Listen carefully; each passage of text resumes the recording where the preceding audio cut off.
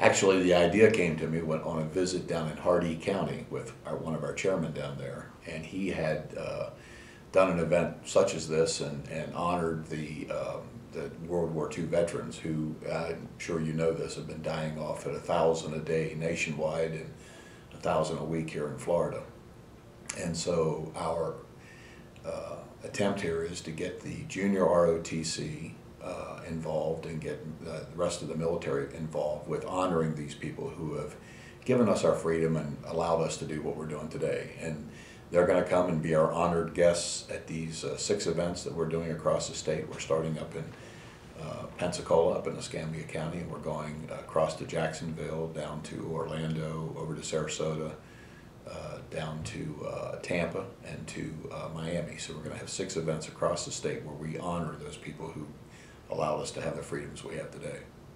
Now, tell me about a lot of controversy over maybe moving the primary. Are we going to keep the set primary date, or are you guys looking to move it up? Well, my concern is seating delegates. I don't want to see us lose any of our delegates. Our grassroots folks have worked for the honor and privilege to go there and represent us in selecting the next potential president of the United States. And so we want all of them to be able to go and be allowed to be at the convention.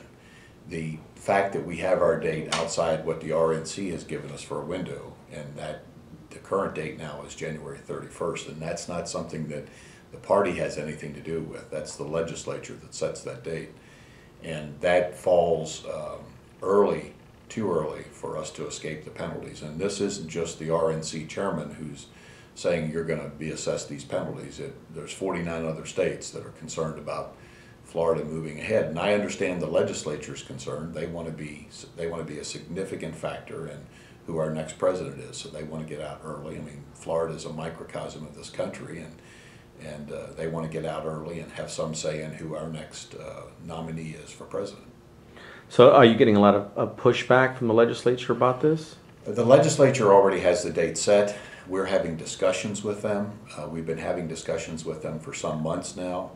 They have their reasons why they want to go early, as I said, and we have our reasons. We don't want to be penalized. Right now, if we keep the same window we have now for our primary, we'll have our delegates cut in half, we'll have our donor passes cut in half, and even the hotel lodging arrangements will be taken from us. So there's quite a bit of a penalty. And then again, like I said, there's 49 other states that don't want Florida to jump up like we have. So now you think could be a compromise of any sort? I mean, well, we're talking about several things.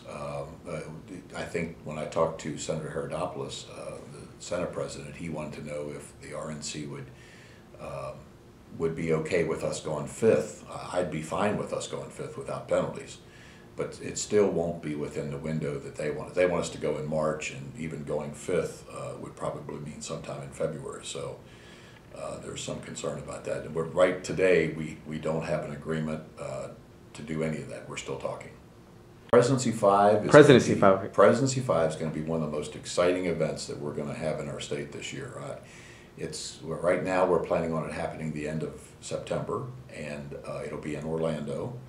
And we will probably have 3,500 to 4,000 delegates selected from all around the state that will be there and be able to vote in a straw poll about who our next presidential nominee should be.